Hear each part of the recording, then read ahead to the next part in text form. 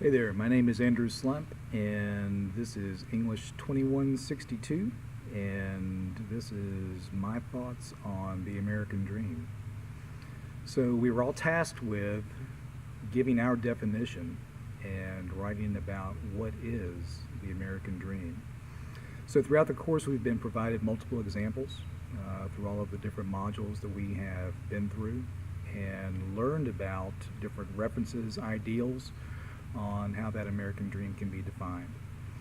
Merriam-Webster defines the American dream as an American social ideal that stresses egalitarianism and especially material prosperity, as well as the prosperity or life that is realization of this ideal. But placed in simpler terms, this concept of the American dream is living life in a manner that not only brings joy through accomplishing goals, through personal effort and becoming successful, but being a good person as well, and looking out for the potential and possibility of being able to help others realize their American dream and help them meet their goals and ultimate desires. We often correlate the American dream with the good life, but we must hold ourselves accountable to fully understand what our own interpretation may be, including the foundation that builds our own version and also the pathways that take us to that realization. So in considering the American dream, I think it's a matter of crawling before we walk. There's an inordinate amount of self-awareness that must be explored and also understood before we were able to make that realization that we do in fact have an idea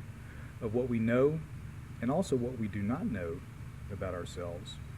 and how in tune we are with our surroundings, those around us, and the world in which we live. I think the first step in that self-realization is understanding a set of beliefs that have either been instilled in us through our formative years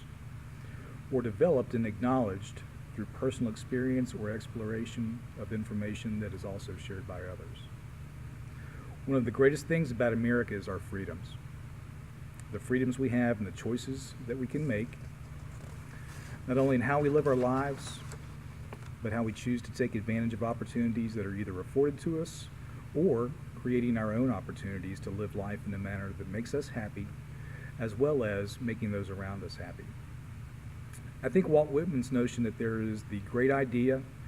the idea of perfect and free individuals, is one that I believe to hold true, with the exception that none of us are truly perfect. I think what Whitman may have been referring to is a romanticized ideology that is an attempt to impress upon those who might be struggling with the concept or, plainly, have not discovered a way to start. This could be Whitman's way of sharing and, in essence, helping others to find that inner permission to make those choices and begin their journey. So looking at the different authors we were able to look at and reference throughout this entire class, I found that Emily Dickinson and also Walt Whitman both had individual styles,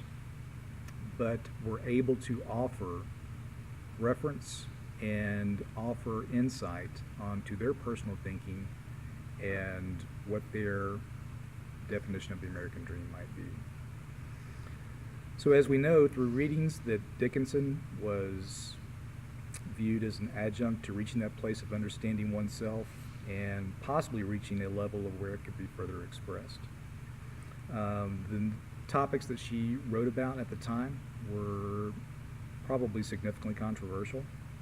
talking about religion, marriage, death, and the roles of men in society and women in society and showing inner feelings. But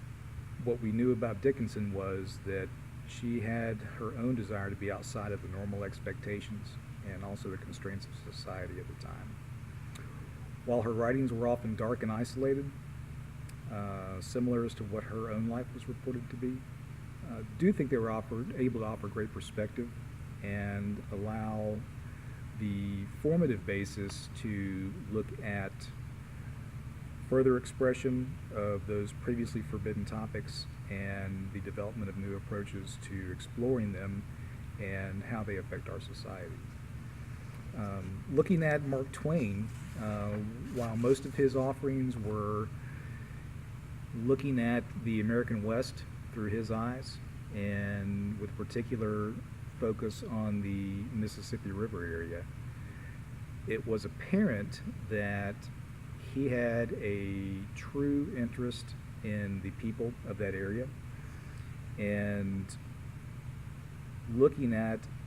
that particular segment of society, there was obviously great, we'll say, I guess, division in the country at the time. During the time of the Civil War, slavery was a significant issue, and while Twain's writings on slavery may have been controversial, they did give an inside look to a particular topic that really wasn't understood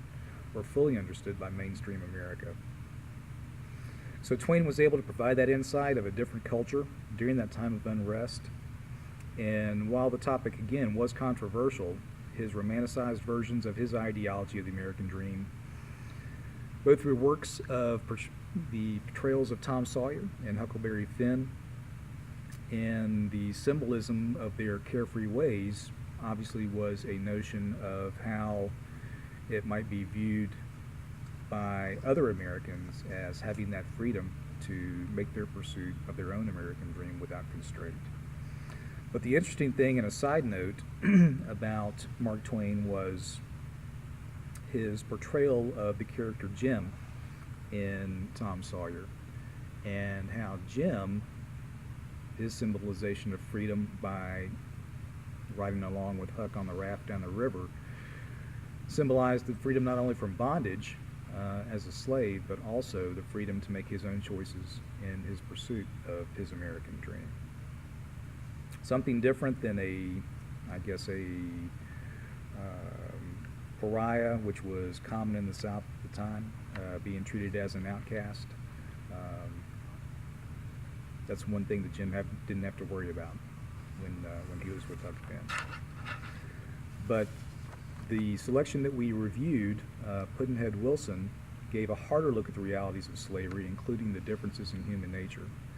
And I think it goes back to what we initially think about what our own ideals are, and the importance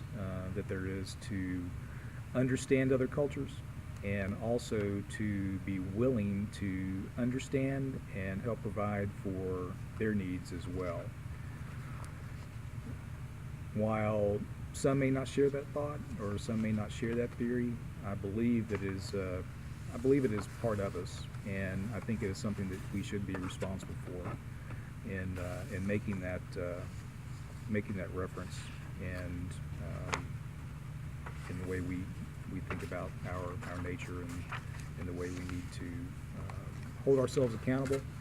to make sure that we are able to provide that reference and provide that support, not only in the pursuit of our dream, but also in the dream of others. So taking back those references and the things we looked at, I think we were given some great examples by some of the authors that we reviewed, and hopefully, if we haven't fully settled on our own American dream, the information that has been provided to us, and that hopefully we've all gleaned something from it, can help us make good choices, and help us become better people overall. Thanks. I hope you guys enjoyed the class as much as I did.